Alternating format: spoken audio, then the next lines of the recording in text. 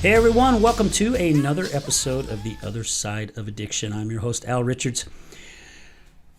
You know, we've had quite a few guests come on the show, talk about all kinds of different things that they use to help them during recovery. I think a lot of our listeners understand how important fitness is when it comes to recovery. I mean, there's quite a few places. Well, I guess I shouldn't say quite a few, but there are a few places like Fit to Recover. There's some Addicts and Athletics. You know, it really helps when you are in long-term recovery, something to keep you busy and also something to help get you healthy. So I'm very honored today to have Nick and Charles in the studio with us today, and they are with, I want to make sure I get it right, Unfinished Lifestyle.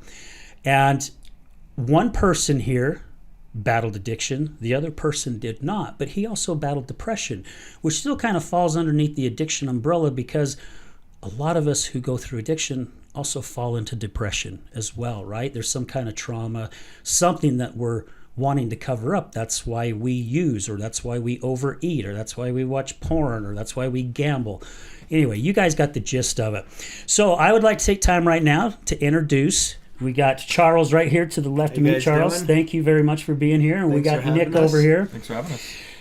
So at the beginning of the show, before we actually started, we were trying to figure out where we wanted to go with this. And I'd like to start with Charles, because Charles, you're the one that you battled some alcoholism for a while, right? Yeah, so I struggled with alcoholism for about 17 years. Alcohol, cocaine, heroin, like all of it. Okay. So about 6 years ago, it started coming to a head. I was diagnosed with cirrhosis of the liver. I was given 6 months to a year to live. I was 26 years old at the time. This was unacceptable to me. I was terrified, and I was at a point where I was scared to die, but I was scared to live without drugs. You know, I really, in the big book of Alcoholics Anonymous, they talk about the jumping off point where you can't see your life with or without it. And yeah, the doctors were pretty much just like, we'll keep you comfortable till you pass. And I spoke to a homeopathic doctor, and she started talking to me about diet, nutrition, drinking water, obviously quitting drinking, some supplements I could take. And that was the very beginning for me. That first glimmer of hope was, okay, maybe if I just change my lifestyle. And that first year, I had 3 relapses. Each one was just a couple of days, 2 or 3 day benders, because I wasn't fully ready, but I was starting to feel better. I was drinking water. I was eating food. I was eating balanced food. I was eating meat. I was eating protein, vegetables. I wasn't just eating candy and McDonald's and washing it down with booze, you know? So I was feeling better just from that. I ended up coming to Utah to go to treatment one last time. And, I was working on the gym in rehab. I went into a sober living house. And I would go to the gym with the guys in sober living. And I struggle also with anxiety and PTSD, insomnia, all those things. And I had this idea. I was like, well, maybe if I just start running laps around the block of the sober living, I'll exhaust myself enough that I won't be anxious. I'll be too tired to be anxious. I'll actually be able to sleep at night. And, for a year, I worked out. I was involved in AA heavily. AA and fitness are the 2 things for me. The 12 steps and God have been a huge part. And I have to emphasize that, even though we're talking about fitness can't get all the credit. God gets a lot of credit. Well, he usually does when it comes to us recovering, right? Mm-hmm. Yeah, or it's some kind of higher power, however you want to look at it, right? Exactly. Yep. Yeah, so after about a year of, going to the gym, being active, I had lost some weight. I was feeling stronger. I was feeling a little better. But I still didn't know what I was doing. I knew I needed to take the food to the next level. Like, I was feeling a lot better, but I knew I needed to eat healthier to start getting more physical results I wanted. And I was looking for a meal prep company. And someone recommended I go see this guy, Johan, who owns Unfinished Lifestyle. And he is not a meal prep company. He is a fitness coach. So me and him met. I came to him looking for something totally different. But we talked for about an hour. I realized that he was a coach, that he could help me with training, my form, with what I should be eating. In so many aspects, I was like, okay, I'll try it. And, I worked with, and Nick and Johan grew up together. They've been friends for a long time. They worked together, and that's how Nick and I met. Cool. And, over time, fitness became more and more a part of my life. It became an outlet. And when I met these guys, it was the first time in my sobriety that I was meeting people that weren't just connected to rehab or connected to AA, where I felt like I was just in society and I had more of an identity than just being someone that used to shoot heroin. I felt like I'm part of the fitness community. Like, it gave me a sense of normalcy, of like being a part of the world, which was so cool. And then Johan had me get some blood work done just to see where my health was, and they said my liver was looking great, which just made me feel so much better. I can imagine. Because it's like I went from being told I was going to die to that my liver is better than most people. The liver regenerates itself, so that was fantastic news. And then, I met my wife. She got pregnant. I had been working in treatment for a long time, and treatment is emotionally exhausting. I hope I helped a lot of people. It felt really good at first, but at the end I just couldn't wash the pain away when I went home. It was just a tough job. So I decided to work in the fitness field. That's when I started Changes with Charles, which is my company, and I decided to dedicate my life to helping others, helping people get fit, because I just see how much it benefits them. The majority of my clients starting off were all from the recovery community, which I'm so grateful for. And it's really been fantastic for me. It has changed my life. Now, and with Changes with Charles, I mean, you're actually bringing in all types of clients now, right? It's just not those in the recovery realm. Oh, absolutely. Yeah, I started with recovery because that was the people closest to me, the people around me. Right. And the recovery community is great about supporting people in their community. But I work with everyone. I've been working with a lot of postpartum women, pregnant women, older folks. One of my clients is 77 years old. I do work with everyone. And it is just the opportunity to meet so many different people that I normally would not meet, and to just learn. I learn so much from each of my clients, and I feel like it's not just me saying, okay, this is how you bench press. Maybe you should eat a little healthier. It's like I'm building friendships and relationships. And I'm so glad that you said it that way, Charles, because again, that's really what it is all about. I've done a lot of networking for years, and Nick, that's how I ended up getting to know you guys, because I met your wife at a networking group. And thank you, Nanette. Greatly appreciate us meeting so I could meet these two awesome gentlemen here. So thank you so much. It's I worked for the West Jordan Chamber of Commerce for a while as the Director of Member Relations. And that's one of the things that was the most important to me when I'd go out and talk to a business. It's like, look, you can join the chamber. It is an investment, but you just can't sit back and expect business to come into you. Exactly. You got to go out there and you got to build relationships. Yep. That's when things start changing, because once people know Charles and Nick and they see what awesome guys you guys are, someone is looking for a fitness place, you guys are going to be the first one that pops in their head, right? Yeah. So, yeah, I definitely agree with that the relationships and the friendships are far more what word I don't want to say more popular, but It's more rewarding. it's more rewarding. Yeah. Business comes second, Yep. right? Relationships come first. Yeah. Absolutely. Yeah, Well, it's obvious in absolutely. any business if they're in it for the right intentions or if it's just for money. You can absolutely tell. Oh yeah, Right. Yeah, you can So tell. and that's one thing I think we both pride ourselves on is I really, I have bills to pay, but I don't care how much I make. If it's, I've done this for free, and I have a lot of clients where I'm not charging them anything because it's more about their livelihood and well-being and getting their health back on track. That give me $1, I don't care. A quarter, a penny, money doesn't matter. It's more what do we need to do to get you back to where you need to be. That's the most important thing. And that's really cool. And I won't say who the name is because, of course, they haven't given me permission to do so. But there's someone that I work with where I had some issues that was coming up, and I gave them a call, and they said, "Look, just get in here." Mm-hmm. And they have been taking care of me for a couple of years now, and I was in a position where I could give maybe $20 here, $30 there, and then of course I've gotten in a position where I'm just not able to, and Yep. they're still letting me come in. They're still taking care of me. And to me, I mean, that is so, so huge because I'm not in a position like their other clients, right? But yet they're like, and they even told me a couple of weeks ago, they're like, hey, if you feel like you need to come in again, just come in. Yeah. And it's like, I can't believe that you guys, see, I get emotional even talking about it because I cannot believe that's what they're doing. They're running a business, right? Yeah. They're there to make a living. However, my health is more important to them Exactly. than me paying them. Yep. And to me, man, I'll refer them all flipping day long. Anytime they send me a thing to say, hey, would you give us a review? Oh, absolutely. I'll give you a review, and I'm going to give you a good one because that's the type of people that they are. Exactly. I like that. That's So awesome. you guys ended up meeting when he was going to meet Johan, Johan. Yeah. Johan. who is still my coach. Okay. Yep. Okay. And how long ago was this? It's been a couple years. That was almost 4 years ago Yeah. now. Wow. I'll, About I'll be 5 2019. years sober in a few weeks. So yeah, 5 years. yeah. on Congrats. April 3rd. Yeah, Thank you. congratulations. Congratulations. That's Yeah. awesome, dude. Yeah. So yeah, Yeah. 2019. Yeah, it's been a few years, but it's been a lot of fun seeing him. So he when he came in, decided one day he wanted to do a bodybuilding show, which they're not easy.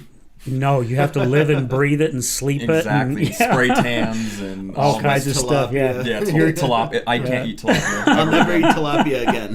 It's been three and a half years since I've had tilapia, and Yeah. going strong. But so when he said he wanted to do bodybuilding, that really got Johan and I excited to see from where he came from to now he's going to be stepping on stage, because against a small population of people can do that. Yeah. And I think what really connected us was we were doing a posing clinic for our men's physique athletes, and it's actually just right here down the street at Iron Ground. Oh, wow. And we were all outside, everyone was lined up, and the person we were working with at the time told everyone to go into their back pose. So they did. And I won't say what the guy said, but he made a really, really horrible comment to him about his back pose. Yep. And so I walked over and I was like, just don't listen to him. He's probably having a bad day. Like, I don't know. But so I helped him, adjusted him, told him where he needs to be, feeling, how to pinch, spread more.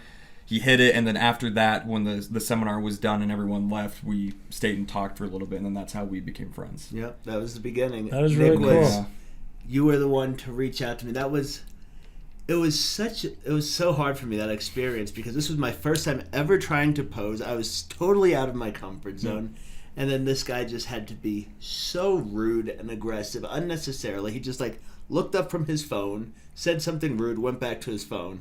Yeah. And I wasn't even I a really coach at the time. I was appreciated just another that, yeah. athlete. So I'm like, I'll go help since he's too busy with his thumb day. But Wow. so that's what started it. And then we've been working together. We work out as often as we can together, hang out together. I went to his house, set up a fish tank for him. So beginning of last year, Yeah. You were at my wedding. Yep. we've been a part of each other's lives for a long time. Yeah. And it's a friendship that I wouldn't have had without fitness. Yep. Yeah. Yeah. Well, it's the path that you were supposed to take, right? 100%. My good friend Mallory Roosh, her and I have talked, and she battled her own addiction and wrote a book, Inspired to Recover, which is a great book. Look it up on Amazon; it'll have you in tears. And she was up here once, and she lives in St. George, and something happened, and she goes, "Al, there's no such thing as a coincidence." Mm-hmm. And she told me what happened to her that day, and I'm like, yeah, I'm with you, Mal. You're 100% right?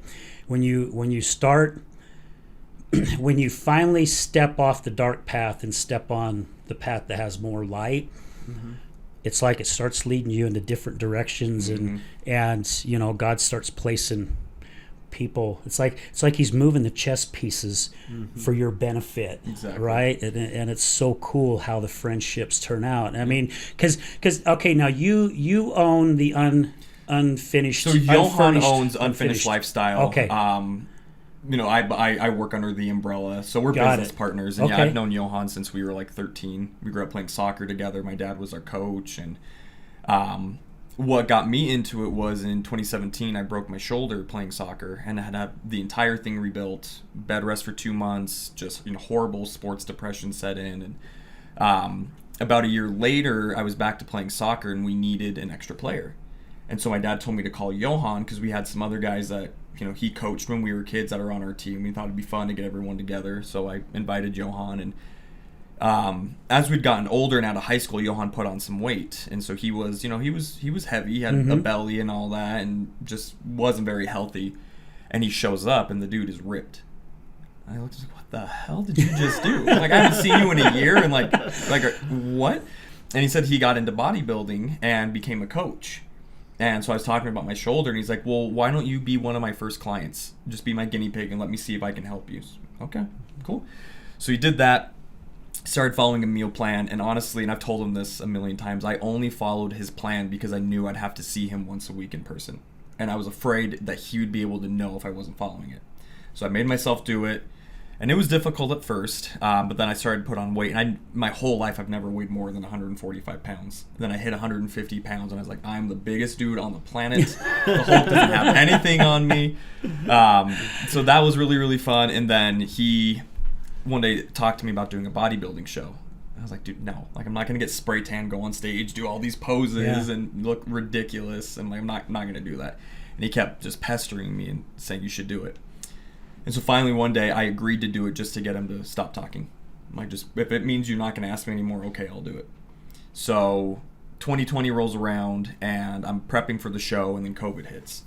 The show was supposed to be in March, got pushed back to April, and then got pushed back to July. So I was on prep like 8 months at this point. Oh my gosh, that's Feeling a long time. Awful. It's like I won't eat tilapia again, zucchini, never again. I have nightmares about tilapia and zucchini. But I stuck with it, did my first show, which was Wasatch Warrior, and the second I stepped off of stage during prejudging in the morning, I was addicted.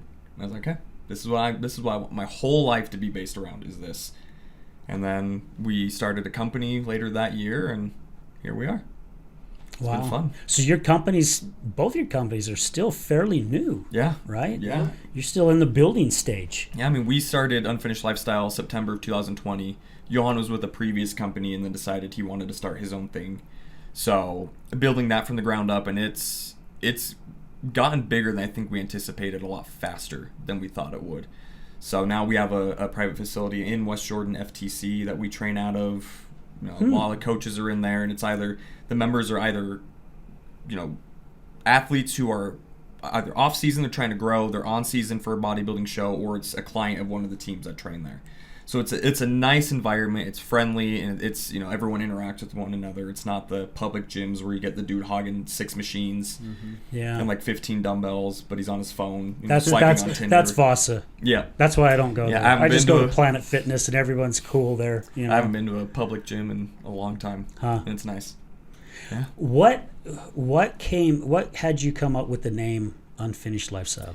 So Johan called me one day and told me that he was going to be leaving the company he was with, and he wanted to start one, and asked if I would come on board as a coach. And I said, absolutely. I got certified because the company he was with prior wanted me to come in because they claimed they were so busy with clients and they needed help.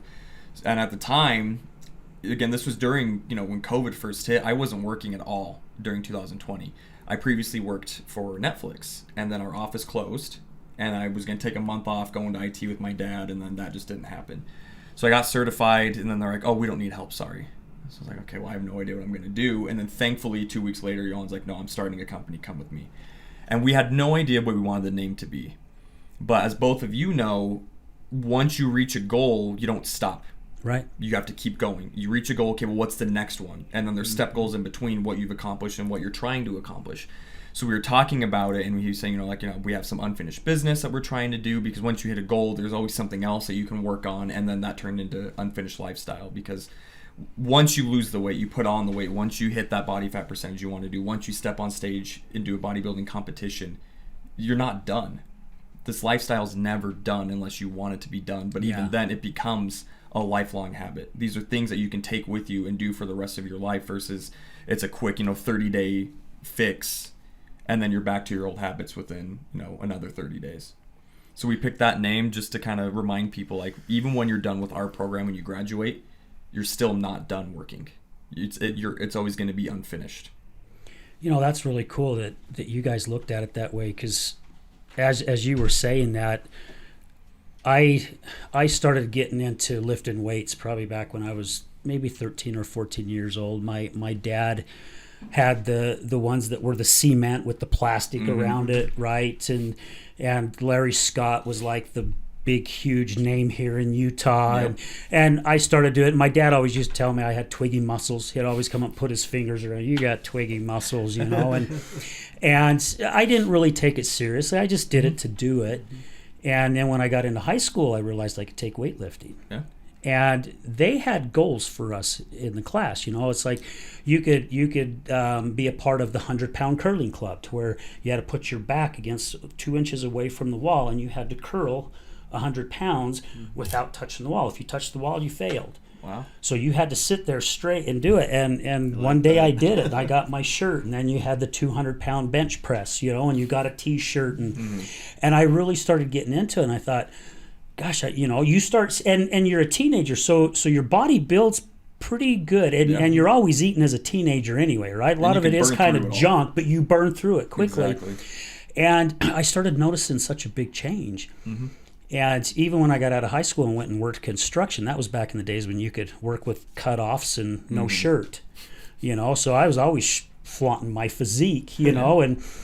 But from that time of being 13, starting, here I am 4 months away from being 60, and I'm still doing it. And and I've lost my way a few times. Yeah. You know, I got to where I just didn't want to do it anymore. And I was in my mid-30s when I tried my first competition, and man, that's a flipping full-time job. It's tough. It Like you said, really you is, lost your but- way, but I'm sure, Charles, you run into this. We get clients who they sign up, and that first couple of weeks they're motivated, and every day they're hitting everything. And they're excited. They're texting us, and then 9 times out of 10 they'll come to me or to Johan or Charles or any of the coaches and say that they're struggling to be consistent. And so what do? And so I talked to them ahead of time, let them know you're going to wake up one day and the motivation's not going to be there. So what do? You have one of two choices. You push through it regardless if you're motivated to do it, and you turn it into a habit and remember why you're doing it, or you can stop and go back to your old ways. Which one do you really want to do? Like, why are you here? If you don't have a why, I'm not going to let you start the program, because it's too difficult. If you're just doing it because if you're doing it because your spouse told you to do it, if your parents told you to do it, if someone else is wanting you to do it, you're not going to stick with it. So, with you saying that, doesn't that sound like recovery? Absolutely. That's what I was about to say. Yeah, right? There's like a real overlap, and this is something that I've found in my business. I'm there to support people, I'm there to guide people, but I'm building a community because motivation fails. We are never motivated all the time. I told a client yesterday, she came into my office and she's like, I only worked out once last week. I really just wasn't feeling it. I said, I didn't really want to work out last week either, and that's the truth. But it's like we're there for each other. We hold each other accountable. It's the same in recovery, the support group. Yep. Having a community. When I was out there I was alone.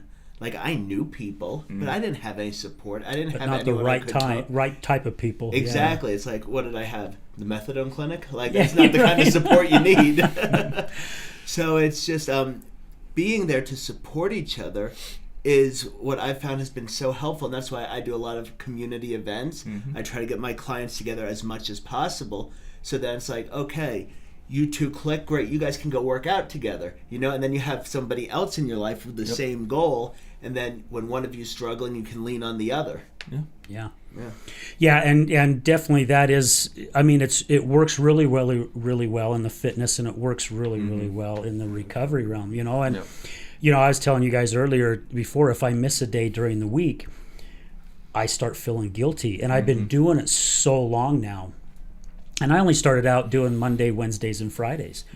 And then I don't know how long I did that, but then one day something clicked in me, and it's like, the hell am I only going 3 days a week? Let's go 5. And I'll give my body the rest on the weekend, because you do have to give a resting period.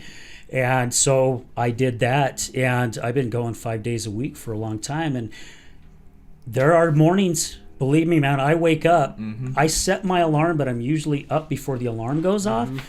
And there's been mornings, man, I've laid in bed and I'm just going, no, I am not I'm just not going today. I'm not going today. And then you reason with yourself. And I give can't yourself a fall pep back to talk. sleep anyway. So I lay there and my brain's going, and finally I'm like, I'm just going to frickin' lay here or go out and work on the computer or get on social media. Why not go do something? Exactly. And I was talking to an elderly lady who goes to the same gym, and it's crazy. We don't know each other's name, but we always say hi to one another. And she was over there doing the push downs for the triceps. And as I walked by her, I said, 10 more. I want 10 more from you. And she goes, oh, yeah, thanks. And I walked away. And then she come over to me and she goes, do you find it hard sometimes to get motivated when you're here? And I said, oh, yeah. I says, there's days it hits. But I says, you know what's crazy? My workouts are better on the days I feel less motivated than the days that I do feel motivated. And she goes, that same thing happens to me.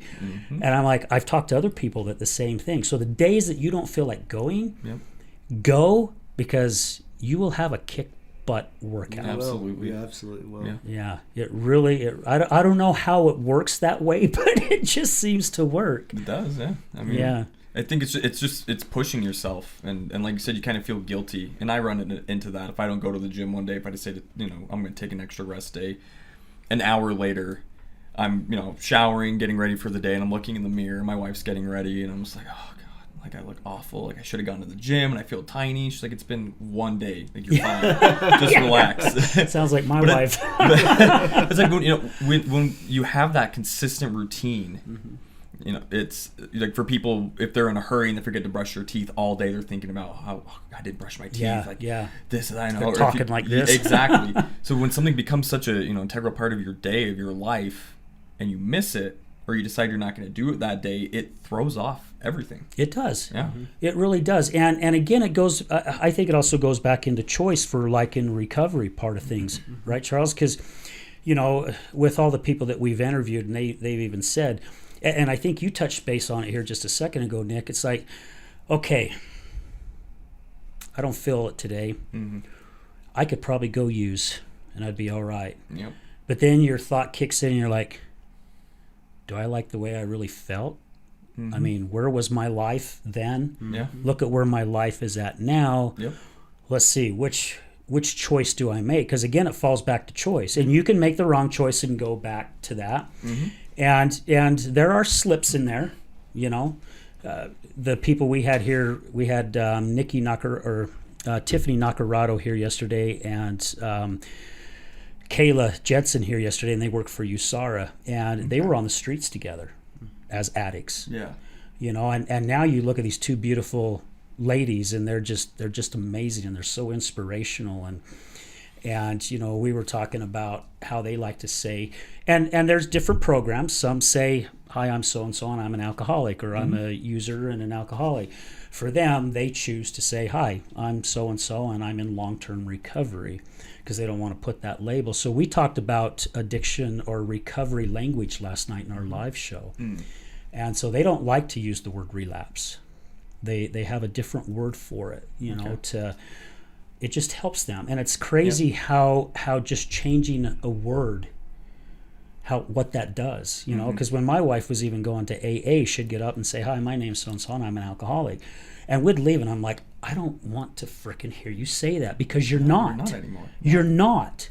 No, you And were. it's so interesting, yeah. though, because my wife gets mad at me when I say I'm an alcoholic, but I feel it in such a different way. It's like, I struggled with alcoholism and addiction for years. And in AA, there's a saying, it's not alcoholism, it's alcoholism, because there's all the characteristics and the behaviors of the alcoholic that come along with it. So when I remind myself that I am an alcoholic, I do the things I need to do to maintain the life I have today and not go back out. So for me, it's a reminder. But I know other people where it's really upsetting to have that reminder. So the language for everyone can be so different. And And you're 100% right, because both of them said that yesterday too. They even said, "Hey, we're not here to say our way's the right way. It's exactly. what works for you." Yep. They're like, "This 100%. is what makes us feel comfortable." And they'll go to certain meetings where whatever group is holding it, that's how they do it, and they'll do it the way they do it because they're in their space, and they're okay with it, right? Yep. Because again, we got to do what's best for us. Exactly. And when it comes into the fitness, I mean, it's the same thing. You can either wake up and be unhealthy and be miserable and start having all kinds of health issues.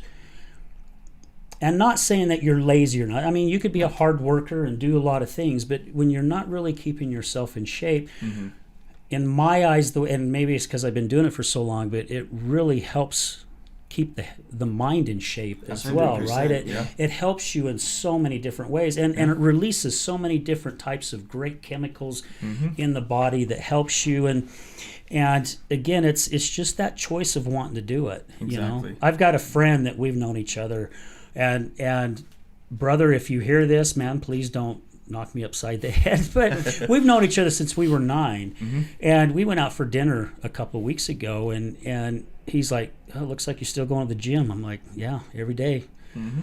And he goes, yeah, I need to get going. And I said, "You know what? I've been hearing this for 3 years. And you always have a reason why. Oh, it's my shoulder, or it's because of this, or it's because of that." I'm like, "Dude, man, I freaking hurt. My shoulders ache every single day. Yeah. There's certain exercises I cannot do, but I still get up and go." Exactly. And even if I do something tiny, I mean, I've been going with a broken little toe. I've been limping around, but what's going on? "Oh, I broke my little toe." "And you're still here?" "Well, yeah, why not?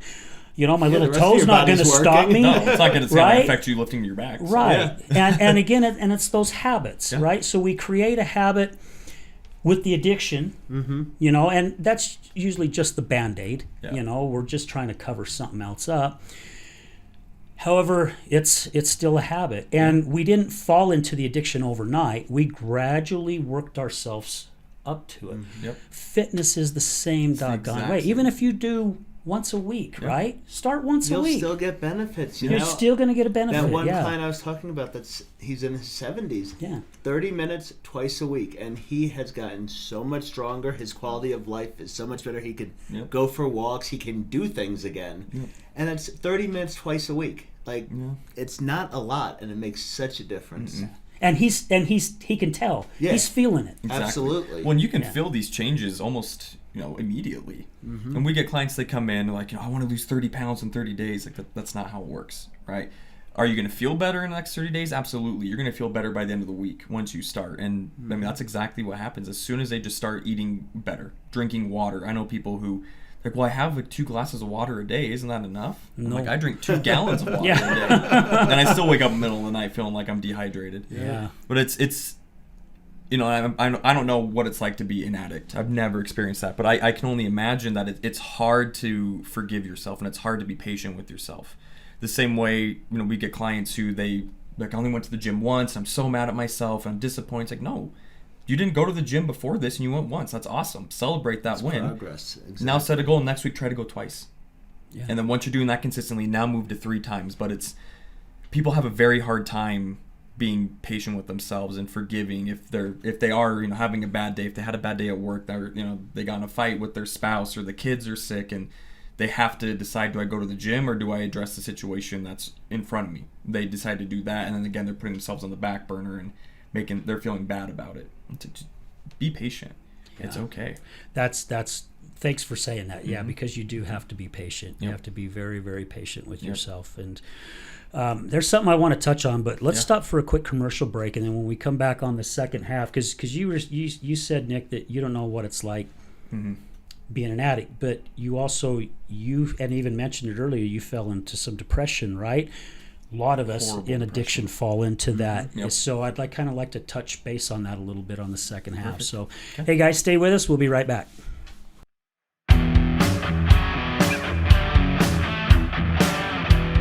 Hello, my friends. This is Brad Neufeld, and I want to thank you for tuning in to the Resilience Talk Network.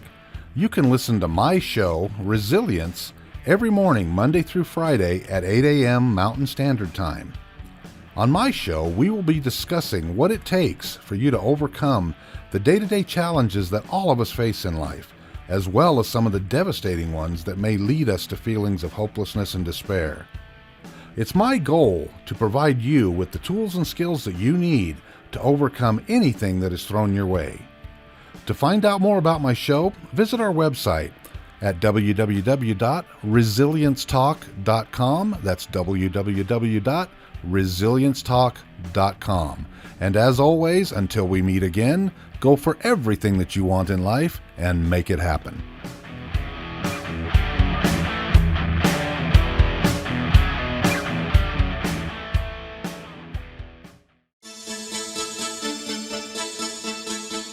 Do you know someone who's gambling with death due to an addiction? Do you know someone whose life is being turned upside down due to a loved one that's battling with addiction? Hi, I'm Al Richards. I am the host of the Other Side of Addiction podcast. I started the podcast due to my wife's battle with alcohol. Let's just say I became addicted to her addiction. Our podcast is helping people understand a little more about those who have battled addiction and those who are hurting from their addiction. Through raw vulnerability, we share stories that help uncover the root causes of addiction. Shame felt on both sides, matter of the conscious and subconscious mind, continued beliefs, and often confusing paths of recovery. We collaborate with real people and their stories, as well as licensed professionals, to help our audience gain a better understanding of addiction. You can find us on Resilience Talk Network. You can also find us on Facebook at Mr. Al Richards. That's Facebook at Mr. Al Richards. You can also find us on YouTube. Just look up the Other Side of Addiction podcast.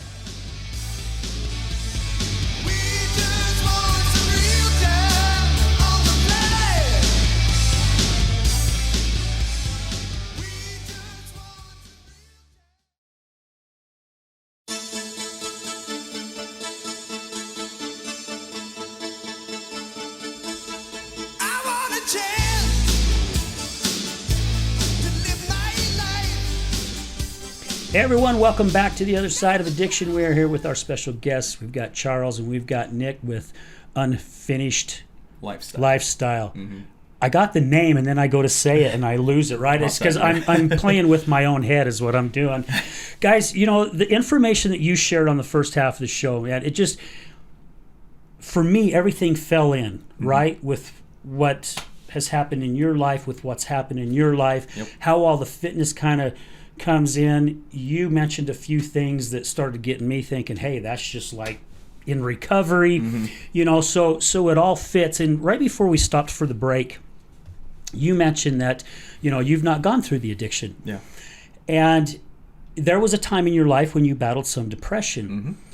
And I don't know, for me, and feel free to correct me if I'm wrong, it still kind of falls under that. Even though you wasn't addicted to a substance or to food or whatever it may be, because the brain works the exact same way, that depression is still a nasty, nasty son of a gun to get through. Because, I mean, a good friend of mine, of course, his wife won't say, but I know he took his life, and he battled depression. That was That was like one of my best buddies. It's the first time I've lost a really, really good friend, and that one hit me pretty hard. And and there was a few times I even felt guilty because it's like there was nothing I could do. There's times I called him, and you know, he just no desire to even step foot out the door. Nope. And it breaks my heart. So it's a monkey on the back, just like addiction is a monkey on some people's back. You know, and what did fitness do to help you get through that? I mean, now it's my entire life, right? So to kind of start, I guess, from the beginning, you know, I'm one of 3 kids. I'm the youngest. I have an older brother and an older sister. And, you know, I can't say we had a bad childhood growing up. Our parents got divorced when you know, I was young, but it was pretty normal. You know, we still had a good childhood. But for whatever reason, when I was younger, I was always just emotional. You know, I'd get angry over things. My brother could walk into the room like, hey, dude, what's up? And if I slept wrong that day or woke up at an inconvenient time, I'd be upset. I'd be pissed and, you know, screaming and yelling, and never understood why. And then as I got older and older and older, going into like middle school and then going into high school, I was always underweight. I think I hit 100 pounds junior year of high school. I mean, I was tiny. And my brother and our best friend Tyler, who we've known since we were like 6 months old, we grew up on the same street and we've been friends ever since. They matured a lot faster than me.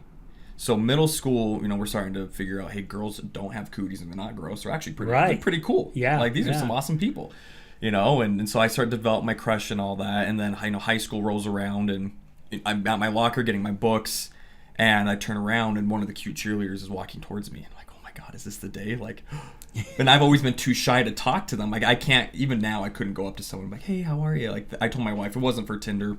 I don't know what would happen. But they come up to me like, hey, you're Alex's little brother, huh? And I'm like, oh my God. Like, do you want me to tell him hi? Like, yeah, tell him I say hi and here's my number to give to him. So it would just eat at me. And I'd be so mad. Like, why can't I be like that? Why can't I be like that? And I would just get more and more angry and closed off. And I wanted to put on size and be happy with how I looked. And so my dad, who played soccer his whole life, he in and out of the gym all the time, he's in phenomenal shape even now being almost 60, he started having me go to the gym with him. But I was, at the time when I started going, I was like 12, 13 years old. I'm at a neurological disadvantage because I'm still growing. I'm not going to put on muscle mass, but I can at least learn form, I can learn habits, I can make it a habit. But I was getting so impatient that I just did not look the way I wanted to look. And then all this time went by, and I'm going to be 30 here in a couple of weeks, but my early 20s were rough. Now, I'll never say I was an alcoholic, but I can absolutely tell you there's weekends I don't remember. I was blackout drunk. I would have 30, 40 beers easily between Friday night and Sunday morning, eating all this food, hanging out with friends. And while it was fun to hang out with friends and do that, thinking about it now, I think the only reason why I drank as much as I did is because I was tired of being myself. Not until recently did I start liking looking at myself in the mirror and be happy with who I saw. I was always nitpicking things and telling myself how I'm just, I'm garbage. Like you're not going to find anyone. You're probably going to be alone for the rest of your life. Like you're just going to live at home with dad and till the day you die. And little voice. The little voice that we talked about. And then my mid-20s is where it got really, really rough. And I went through a horrible breakup, and I didn't do anything for like 3 or 4 years, just kept to myself. And I decided to go to therapy, but I was having a hard time working on the things my therapist wanted me to do because it involved being patient with myself and forgiving. And I was like, no, I'm not going to do that. Like, that's stupid. I'm not going to go talk to people. I'm not going to share my stories when no one cares. Who the hell am I? If I walk into hey, I'm Nick, and this is what I've gone through. Like, I don't care, dude. I have my own things I'm going through. Like, you're not special. So I just never wanted to do it. And then what really set me down spiraling was in 2018, I met a girl. We started dating, and it quickly became a very mentally abusive relationship. My mom could text me, and she would be like, well, how do I know you didn't change the name in your phone to Mom? One of those, huh? She'd check my phone constantly. If it went off, she's the first one to look. She'd make me show her my text messages, my Instagram messages, Facebook messages. Like, she had full control over my life. And, I was too, I guess, depressed to do anything about it. I was like, well, at least I have her, so I have someone in my life, so I'll just, go with the flow.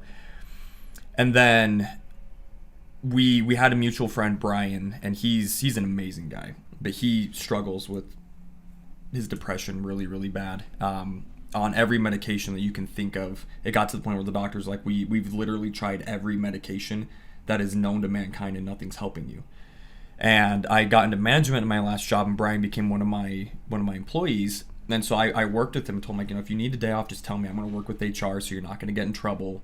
I know, that you're struggling with a lot of things. So we made this really strong connection, and I can't tell you how many times he's called me. He's like, I'm going to end my life, and I have to talk him out of it. There was one day he was drunk walking down the street in Murray. He didn't know where he was, and I tricked him into telling me what was around him. And I was on my phone on speaker, and then I had my dad's phone with the police.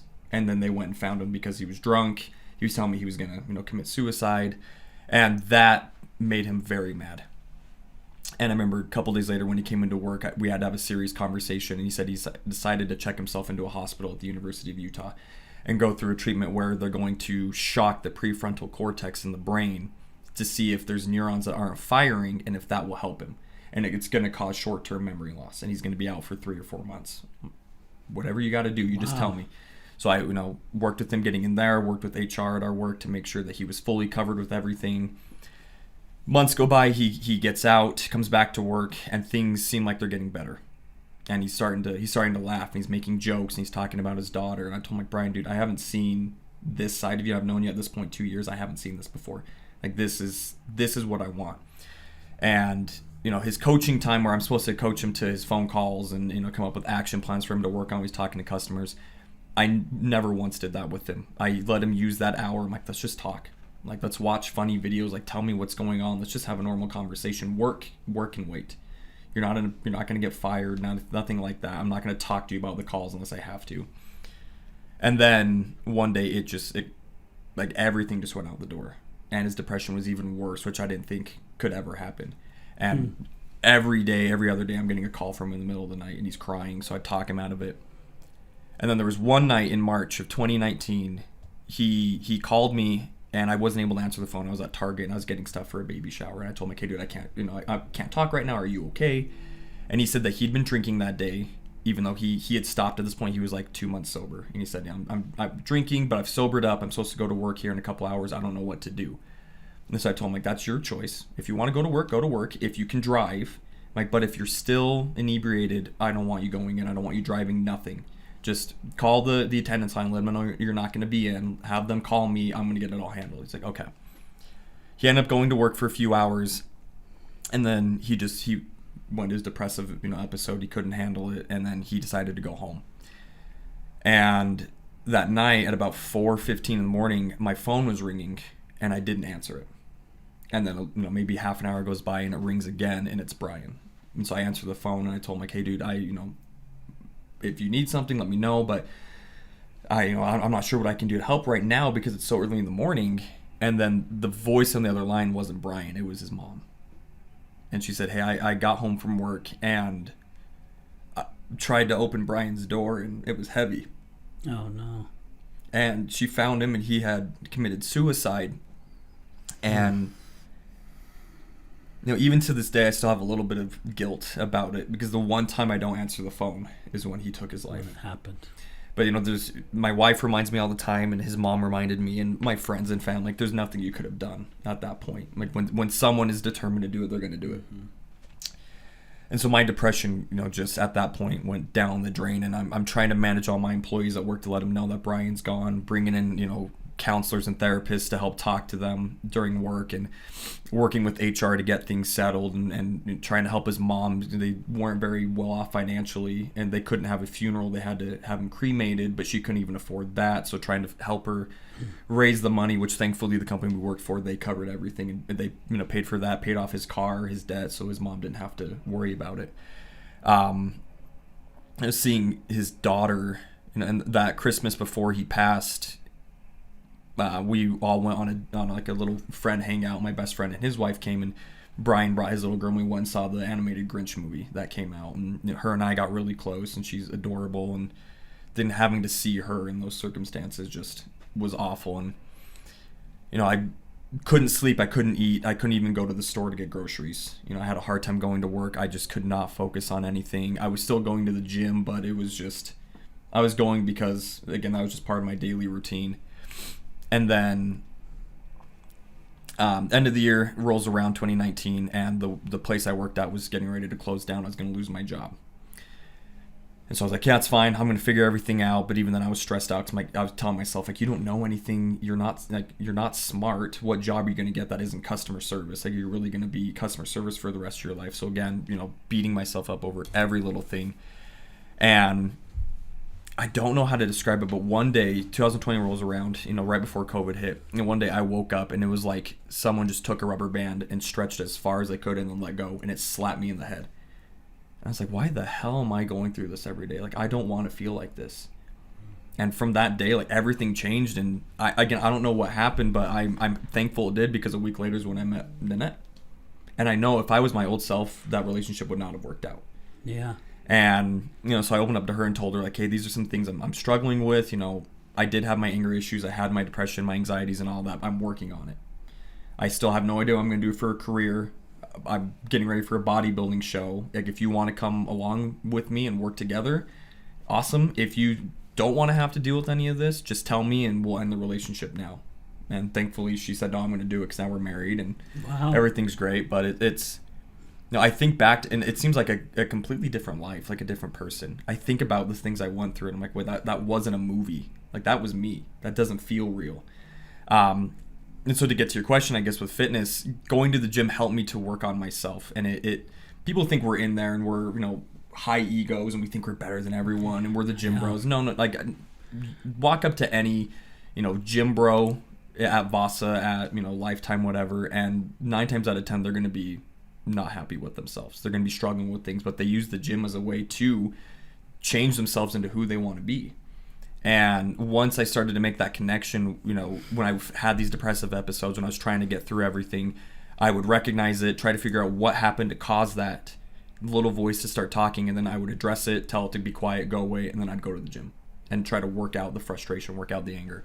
And now, I mean, if I didn't have the gym back then, if I never fell in love with fitness the way I did, I don't know what would have happened. I don't know if I'd be here. I don't know if if I was here. I don't know what kind of person I would be. So it's, fitness isn't just to look good when you're at the beach. It's more mental than it is physical. And that's what, our clients, we tell them, like, whether you're trying to lose fat, put on muscle mass, just change your life. The meal prep and the working out is the easy part. It's the mental side. When you're working out and then this thing pops in your head of, why do you think you're ugly? And you're like, I don't know. Where did this just come from? I don't want to talk about it. But it's, when you're changing physically and you're going to the gym, it's an identity change. Mm-hmm. And your mind forces you to go through that whether you want to or not. And I'm sure it's the same way with addiction. When you're addressing all these old habits, it's, the mind's going to start playing those games on you, and it's, do I address it and try to fight through it and prove to myself that I can do this, or do I cave in? And it's great that you said that, because I was just getting ready to ask Charles, how much of this reminds you of your story, right? Oh, so much. So much as I'm listening. Mm-hmm. It's so from the beginning of what you're talking about, those angry feelings, those sad feelings as a child, I was good at sports, good in school, had friends, had family, and I was convinced I was the fat kid nobody liked. Yeah. It was just, I was always upset about something, always, and there was no good reason. I had wonderful family, wonderful parents, but I just had something in me. And, growing up in Brooklyn and the environment I was in, I found drugs and alcohol earlier than most, and it became my solution. It became how I dealt with those feelings, and that kind of became my identity. I was the guy that did drugs. Like, when I went years later, when I went into treatment, I remember they call it biopsychosocial, where they go over, like, they ask you a million questions, and they said, well, what are your interests? And I said, what do you mean? And they're like, well, what are your hobbies? What do you do for fun? I'm like, I drink and I get high. Yeah. And they're like, no, but, like, do you go rock climbing? I'm like, no. I just told you, right? I just told you what I do. And it's like, now, fitness is a huge aspect of my life. And I love the gym. I love lifting weights. I work in the gym. But it's not just the gym. Like, me and my wife, we met during COVID, and our dating was going to all the national parks in the state and hiking throughout all of them, Like, the fact that I can do that is so cool. And it's like, if I hadn't started working out and hadn't gotten sober before meeting her, none of that could have transpired. No. But then, like, one thing when you were talking about, like, not wanting to feel that way and the work to go through it, like, I did not want to feel bad anymore. Like, I did not want to hate myself, hate everyone around me. And when I was in rehab, I was talking to a guy, and I was like, I've tried everything. Like, nothing's worked. He's like, have you tried AA? I'm like, I've been to meetings, I've sat there. He's like, no, have you actually worked the steps with a sponsor and put in the effort? I said, well, no. He said, well, why don't you do this? Give me 1 year. Put the work in for 1 year, and if it doesn't work, go back to what you were doing.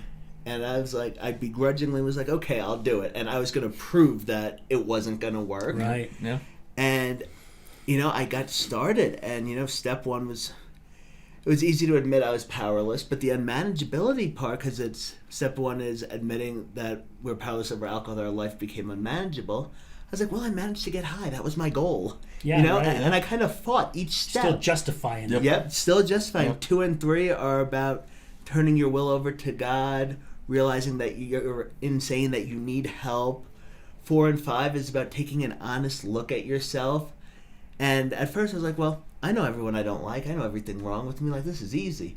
But, like, actually talking about those things to another person, that was hard. But I started feeling better. And then, 7 and 8 is getting ready for God to remove those shortcomings, or 6 and 7 are. And then 8 and 9 is action. It is making a list of the people you harmed and going out and making those amends. And that was terrifying for me. I really did not want to do that. Like, I was scared of how people would react. There were some people I was still resentful Fear of the towards. judgment. There was Yeah. just so much fear and ugliness around it. And, I made my first amends and was pretty much told to get effed, I met a lot of hostility. It wasn't a very nice experience for the most part. My grandma cried, my mom cried. They talked about how much they love me and I'm their baby and all that. Yeah. But like all the other people, they were still pretty mad and with good reason. But I felt better. I knew that I was good with me, that I tried to clean it up, that my side of the street was good. I was good with me, I was good with God, and I was moving forward. And then, 10 is step 10, continuing to take that personal inventory, keeping myself on track. Am I being selfish? Am I being dishonest? Am I being the person that I want to be today? And then, step 12, that's just helping others. And it's like, at first it was, sponsoring people in AA. But my life has become dedicated to service unintentionally. I just, fell in love with helping people. Like, seeing the light come on in people's eyes when they get sober, or when they start understanding how to eat healthy, or, how to, switch out things on their meal plan because they can understand macros, and seeing those wins and seeing people finally get their form right on a workout. Like, it took a year for me to be able to get my lats to engage, and Nick was the one that finally got me there. But it's like seeing Quite the process. Yeah. it was, but seeing the changes, and that's why my business is called Changes. Yeah. Because seeing the changes and being part of those changes is just so beautiful and so important. And change is scary. So if you can make those changes with someone, it's not as scary anymore. One thing I want our audience to understand, you've got 2 gentlemen here who, one was in the addiction part of things, the other one fought depression. Basically, some people still look at depression, it's just kind of a normal type thing, I guess, I don't know. But you've got 2 guys here that have gone through 2 different things in their life, and fitness helped both of them. That's right. So again, even though there are fitness things out there for a lot of people that are in recovery, it's for everyday people. And I just have to vouch for it, because yes, I do my best to stay as fit as possible. What it does for your life, it completely changes it. And I think it was you, Nick, that even mentioned just, and you guys have heard me say this on the show before. If you're going to make a change, man, all you got to do is take one step forward. It could even be an inch, not backwards, forward. And before you know it, you're taking steps. And before you know it, that you're running. And you even said it, Charles, once you started making that change starts happening in your life without you even realizing it's happening, right? When I lost my job, 24 years basically, it was like the carpet was ripped right out from underneath me. It's like, what the hell am I going to do now? I stopped everything. Stopped drinking, stopped doing the coke, went into depression. And my wife come home after like the second week, and she's like, what did you do today? And I'm like, stay here in bed in my underwear, watch TV. And she, she's like, you're better than this. You're going to paint the house. We got all these gift cards from our wedding. You're going to paint the living room. And I'm like, and you guys have heard me say this before. I said, the hell if I am. I ain't doing crap because I don't want to do it. Yep. And I started doing it. And, you know, it led me it just started me down a new path. Yeah. And I have to say, with what you two guys have gone through, even with what I've gone through and a lot of our guests that have come through here, that bad time of our life was actually our blessing. Yeah. 100%. Yeah. Yep. I've told my wife, if I had to go through all of that 10 times worse again, just to make sure that I could keep her in my life, I would do it, no hesitation. Yeah. And there's a reason why we went through it, and I don't know why I had to go through it, but I'm thankful I did, because now, you know, I wake up every day happy. I'm not mad anymore. If something stupid happens, I'm just like, I don't have time to deal with this. And I just laugh. I'm like, whatever. It's still a good day. I woke up. I have food. You know, I have my wife, have our puppy. I have the best job in the world. I have my family. Like, what is this minor inconvenience going to do to me? Right. Right. Yeah. If I had never used drugs, I never would have come to Utah for rehab. Yep. If that hadn't happened, I wouldn't have met my wife.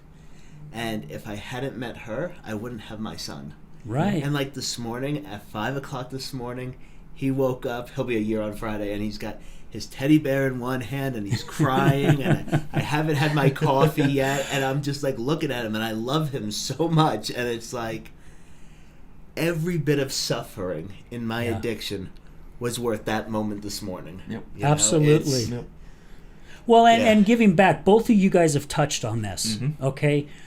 When you're volunteering and you're giving back, and I 100% agree with what you guys are saying, because the same thing happened with me. When I started getting my life back on track and everything started going, I heard of the West Jordan Chamber of Commerce. I'd never heard of a chamber before. I didn't know what they did, so I just started doing some research. I grew up in West Jordan, okay? So I'm like, okay, I'm going to reach out to him. And I was just starting to help my brother grow his concrete business. He wanted to start doing it full time, and I had the management skills and stuff from my jobs, and he had the know-how. He'd been doing concrete since he was 15, so he was really good at what he did. And I remember going down, and I was talking to one of the gals there that worked at the chamber, and you know, she invited me to a luncheon, and I went to this luncheon, and of course I didn't eat because I didn't have the money to even get anything to eat. And it's crazy because people saw that I wasn't eating, and I'm like, yeah, I'm just not in a position right now. And they ended up buying me lunch, and I'm like, well, that's really cool. These people don't even know me, you know. And it came time to where you could go to so many things, and then you either have to stop or you have to join, and that's how it was at the time. It's not that way anymore. And I was telling the gal, her name was Rebecca, and I says, I don't have the money to do this. Yeah. And she goes, I'll tell you what. As long as you don't tell anyone. She goes, how about you just start volunteering with some of the stuff? Like, we've got a golf tournament that's coming up that helps get scholarships for kids out at Copper Hills and West Jordan High School. We've got this. And she goes, if you volunteer for these things, we'll just say that pays for your membership. Now, I was the type of guy that would be sitting home on his couch, his feet up on the coffee table, probably had a beer in my hand, go outside and have a smoke. And my friend would call and say, hey, man, we're freaking moving, and we need some extra help. Are you available? Nope, sorry. My schedule's full today. You know, but if you need anything else, let me know. Bye. Yeah. Of course I was available, but that's who I used to be, right? So I start doing this volunteer work, just like you, Charles.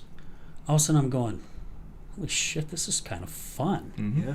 You know, I'm really getting a kick out of this. Then I have an opportunity to volunteer for Best Buddies Utah. They had a buddy prom. Best Buddies Utah, they're all over the nation. Tom Brady is huge back east. He got involved with it a lot of NHL hockey players, basketball players, work with a lot of Down syndrome and autistic kids.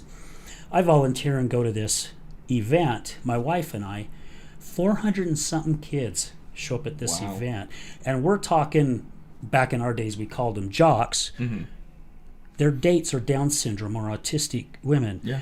Or you've got these cheerleaders or very beautiful young ladies are the dates of autistic and Down syndrome. And I'm going, I wouldn't have been caught dead doing this in high school. No. Holy crap, look at this. This is so cool. And to see the love and how much these kids were enjoying themselves, I was learning from them. I'm going, oh my gosh, this is so flippant. I end up becoming co-chair of the organization. Then I was a chair for a year, and then I went back to being co-chair. And it was one of the most incredible things I've ever been a part of. Mm-hmm. And you even said it, Charles, when you start doing things like this, it's like doors start opening that you didn't even know Yeah. were there, right? Normally, in our old life, we see those doors and the doors close, and we're like, all right, you just keep walking, Yep. right? Now something's telling you to walk through that door, and you walk through that door, and it's like, oh, you're like, holy crap, this is Exactly. cool. Yeah. It starts changing your life Yep. so quickly.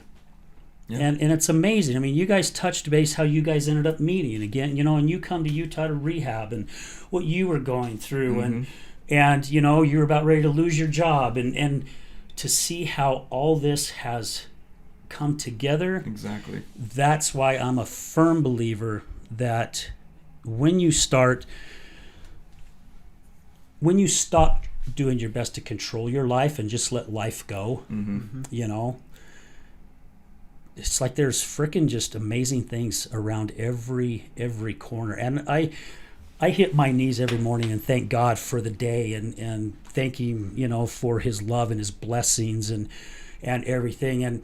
And I apologize sometimes too, because I'm sure there has been some blessings that I haven't even seen, because I get so caught up in the 3D world, which all of us do, but yet we do our best to kind of pull ourselves back and really start paying attention to everything that's going on out there. And there's sometimes I'll be sitting when I can finally have some relaxed time, and I'll start thinking of my day, and I'm like, oh my gosh, this happened. I didn't even realize it until now, and what a blessing that was.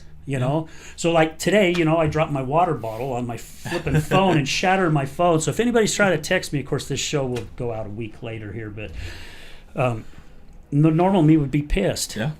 And now I'm looking and I'm like, well, I needed a new phone anyway. Exactly. So it's like there was nothing I can do about it. Yep. Why do I want to ruin my day because I just ruined my phone? And Exactly. my phone's been going off. I probably got texts and I can't read. I don't know who it is. It could be our next guest that's coming in later on this afternoon. I don't know. But it's like there's nothing I can do about it. Exactly. Don't stress.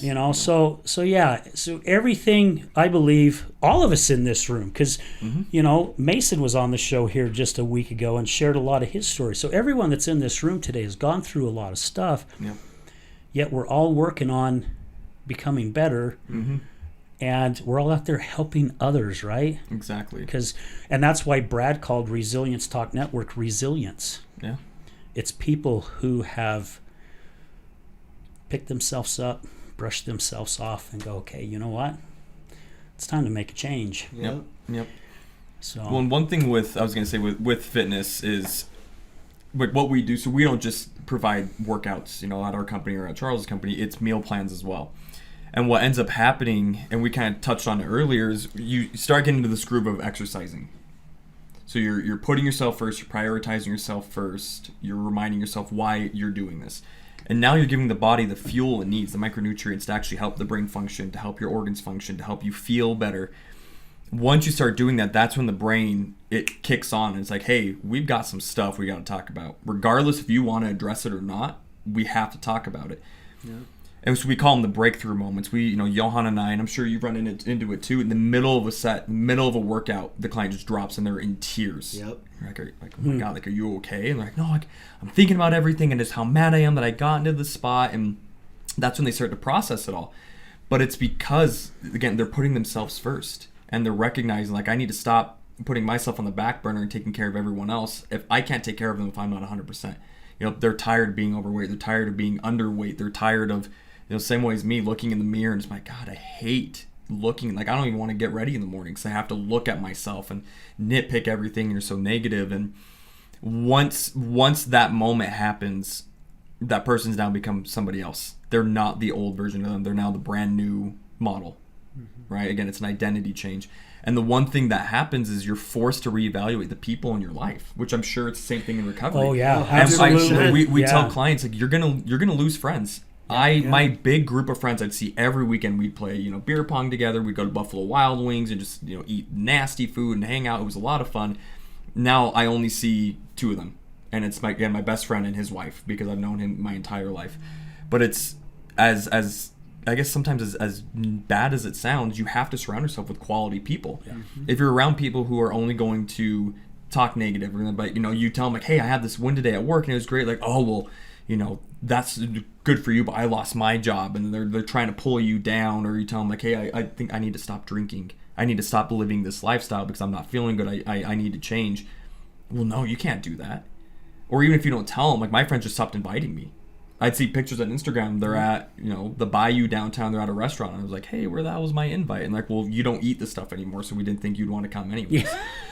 Which is fine, but like I said, at the end of the day, you have to reevaluate those who are around you. Like, are they bringing me value or not? Are they going to help me to get to where I want to go? If not, it could be friends, it could be family. I've removed some family members from my life because they were only making things worse. And as messed up as that sounds, I don't know what's going to happen when I'm no longer here. I don't know any of that. The only thing I know is that this is my life, and I want it to be a certain way. I want my wife and I to have the house we want, to have our kids, be successful, be able to travel, do all these things, just be happy and give our kids the things that we never had. And I can't do that if I have these negative people in my life. So like the working out, the meal prep, the having to eat the same thing every day, that's the easy part. The hard part is starting to address the things that you've done, accept that you did it and take responsibility for it, and then forgive yourself. Yeah. And then recognize, if I want this to be my life and sustainable, I have to make some pretty drastic changes. And you hit on so many key elements right there. I mean, you really did. And guys, please understand, when these guys are talking about loving yourself, and I've even touched base on it on quite a few shows, it's not that we're being selfish, right? Because you can't take care of others when you can't even take care of yourself. So how are you supposed to help others get through what they're battling? Yeah. And some you may not understand, and it's probably good that, and if you don't, they're probably better off talking with someone else anyway, someone that does understand, right? Because it's like my wife told me once when she was going through her addiction, I wish for once you'd be my husband instead of my damn therapist, because I didn't know what she was going through. I thought I did. Yeah. Loving yourself first, man, it creates so many different avenues, and it helps you understand things. And Nick, you're 100% right. You're going to lose friends. Yep. And you will, and the ones that are meant to stay in your life will stay in your life. Exactly. It's that cut and dry. It seriously is. If they're meant to stay with you, they'll stay with you. If they're meant to go, that means they were just here for a certain part of your life. They were here for a reason. Yeah, there's a lesson somewhere. There's a lesson in it, whether it's good or bad, and it could be more good than bad. We don't know, but they're gone. Yep. Somebody else will take that place, and it's going to be someone that you really, really need in your life right now. I mean, a good example is just how these two guys met today, or not today, but in the past here. And look, I mean, even with the epidemic that happened back in 2020, man, it created so many incredible things. That's what got me thinking about doing this podcast, because all the public speaking came to a stop. Yep.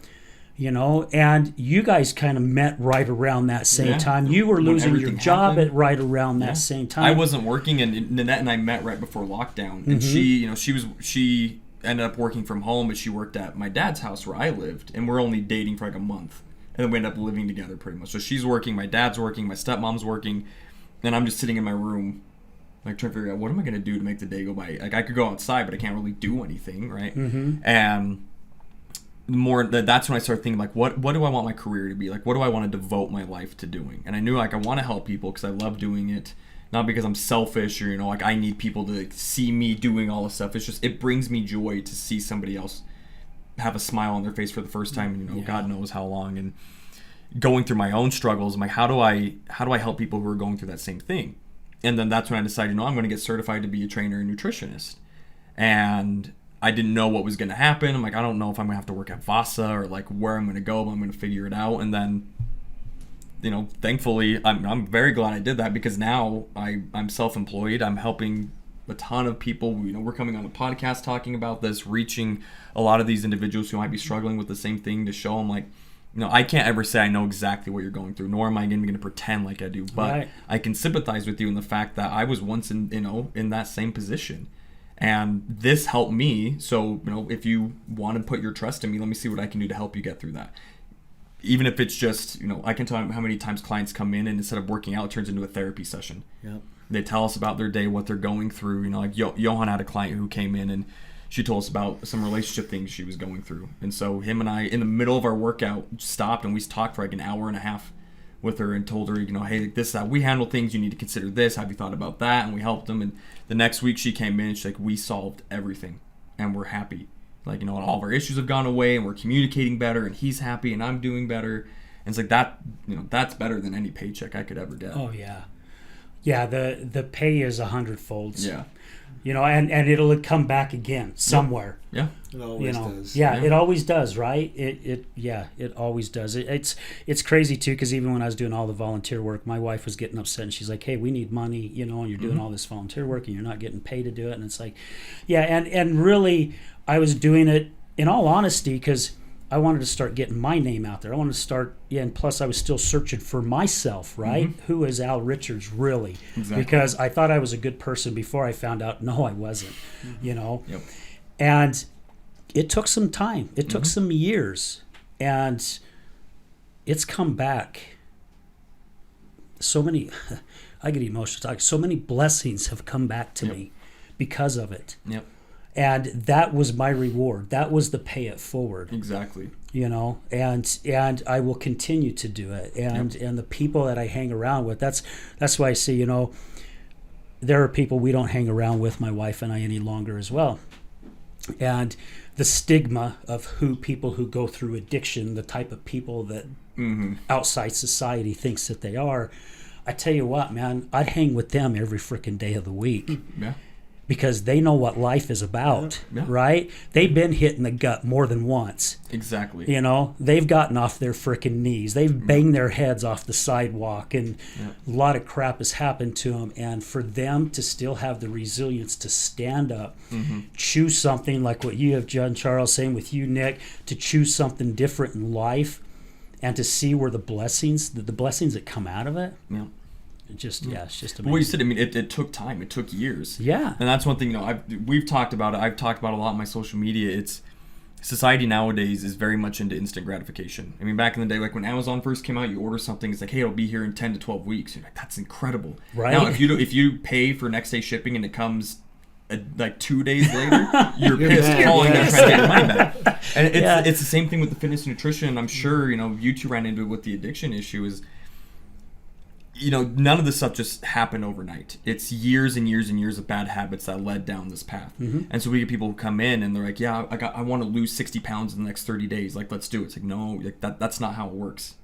You have to be patient. You have to invest the time and be willing to know it could be 6 months, it could be a year, it could be 6 years. I don't know. That time's going to go by regardless. So why does it matter how long it's going to take? Exactly. But when you tell someone, hey, you have to actually work for this.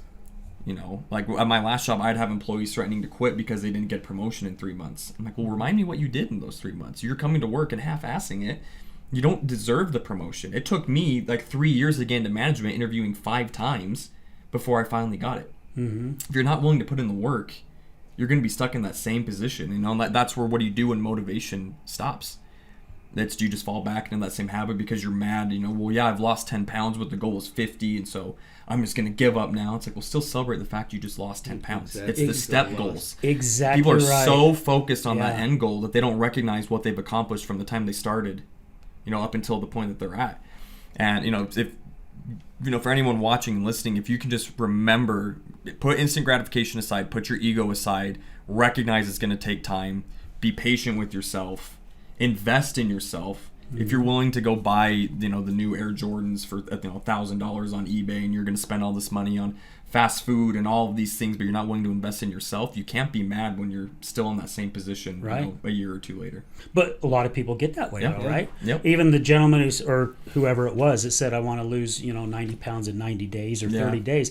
Well, you didn't gain a pound every single day for 90 No. days to get to where you're No, at, you didn't right? wake up 30 You days didn't- later up 90 pounds. Right. This was Takes years time. and It years. took time to Yep. get there, and it's going to take time to get yourself back the other Yeah. way. It's just changing that mindset. Yep. And again, it's all about choice. Yeah. What is it? I mean, what's important to you? Exactly. Right? You choose. Yep. But don't get pissed off, like you were saying, when it doesn't happen. No, Because well- you have to put in the And work. you know, we get people come in and they think it's going to be just like this magic plan, or like a pill or a drink they're going to take. I'm like, no. It's like, if you want to start, you have to get blood work done. I will not build you a plan unless I see your blood, because I have to make sure I'm giving you the right food. I have to make Right, sure yeah. kidneys and liver are fine. You know, if they're a type 2 diabetic, we have to be very particular on the food we give them. And so they're like, well, okay, so I have to go to the doctor. I'm like, yeah, when was the last time you were there? I don't know, 10, 15 years ago? I'm like, all right, well, now it's time to go back. So they go back and they get the blood work done. Like, okay, I'm ready to start. I'm like, okay, cool. So let's say you are a type 2 diabetic. Now I have to remove a lot of these things. We have to be particular until we can get those numbers to change. So you're telling me, like, if I go out with my friends this weekend, I can't eat anything? No, sorry, you can't do that. And then now they're mad about that. Or like a month later goes by and they're like, when do I get my cheat meal? It's like, you don't. That's not how this works. Again, like, you have to be willing, embrace the suck. Right. You have to be willing to go through these things. If you're not, we have a form that clients fill out when they come in for a consultation, and on there it says, what's your motivation level between 1 and 10? 10 being highly motivated, 1 like there's nothing there. If it's anything below an 8, I don't care if they're offering to pay triple, quadruple my price, I'm not going to take them on. Because you have to be ready up here Yeah. to make that change, regardless if it's fitness, Yeah. nutrition, if it's with addiction, if it's relationship. If you're not mentally ready for what's going to come, it's not going to work. Everything worth having requires work. Yeah. Well put. Absolutely. Yeah, well Yep. put. That's Yep. I mean, that one gave me goosebumps because it's true. It is. It is so true, Yeah. right? And Yeah. I just wanted to touch briefly. You guys had mentioned the pandemic, and we were talking about positive coming out of negative. And when the lockdown first happened, I saw opportunity where a lot of people were scared, upset. I was like, I could easily sit in this house for God knows how long and gain a whole bunch of weight. And it was the first week of the pandemic, I decided I was going to compete in bodybuilding. Yep. I finished my associate's degree during the pandemic because I had more downtime to do those online classes. Exactly. I met my wife. My life really started taking off. I had about 2 years sober at the time, so I had done a lot of that initial work, and then it was almost like I had a year to catch up. Yeah. Everybody else was on pause, and I was able to catch Yeah, up. right. And it was just really beautiful. So it's like, I feel like the point I want to get to is, no matter how bad things get, no matter how hard it is, whether it's the state of the world, being overweight, addiction, whatever your fears are, whatever is stopping you, if you just continue to show up day after day, do the next right thing, and just be kind to people, things will work out. Yep. And I am a prime example of that. Like, I have a Exactly. life beyond my wildest dreams today. Yeah. And I'm just so grateful. Yeah. So I was going to ask both of you while we close here. I was going to ask both of you, what message do you have for our listeners? And you just shared yours right Yeah. there because that was powerful. Seriously, do you have one, Nick? I mean, pretty much that, but it's not, like I said, be patient with yourself. It's hard to admit we need help. It's hard to tell people, like, hey, I'm going to start doing these things and putting myself first. Just now, I've been doing bodybuilding now since 2018 and really focusing on the gym. Just now has my family been like, oh, okay, this is normal. Or before, they're like, why do you keep bringing your food? Like, just eat the pizza or have a donut, have a cookie, this and that. It's, if you're tired of the position you're in, whether that's at work, if it's, in a relationship, if it's, being overweight, underweight, whatever it is, no one is going to change it for you. You have to do it. If you aren't willing to put in the work, if you're going to come up with excuses, then it means you're not ready. And as tough as that is to admit, you have to admit it. Yeah. But once you can finally admit, like, okay, I'm tired of this. I am, and I have done these things in the past. I'm going to admit to these things. I'm going to start taking it, responsibility for the things I've done. That's when the real growth is going to change. And, give it time. Like I said, that year, if someone says, hey, Al, it's going to take you a year to shed the 60 pounds that you're wanting to lose. that's just too long, I don't want to do it. That time's going by regardless, so why does it matter how you spend it? You know, again, if you're not willing to put in the work, you're going to be stuck in the same spot, and then you really can't complain about how work sucks or how you're in this horrible relationship. You're in full control of it, whether you like that or not. And sometimes the decision you make for yourself is going to hurt and piss off a lot of people. You're here to make yourself happy. Exactly. Yeah. If you're not happy, then what? You know, if you're not happy, if you're not growing, if you're not learning, you're not living life. Yeah. It's not worth just being stuck in the same spot every day, waking up, dreading Monday. Like, oh God, I have to go to work and I hate the job and all that. So then go get a different job. Yeah. Change it. Yeah. Change it. Exactly. Yeah. And yeah, the information that was shared today, man, guys, seriously, it was great. It was really, really good. And it's stuff, again, you don't have to be in depression or be in an addiction.